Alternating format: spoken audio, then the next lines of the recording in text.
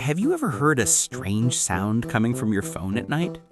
No call, no message, no notification, just a crackling noise or a sound you can't quite identify. You check the phone, but there's nothing on the screen.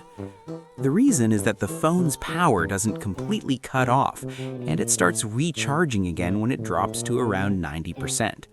Especially in the dark, this process can make your brain think you're hearing strange sounds.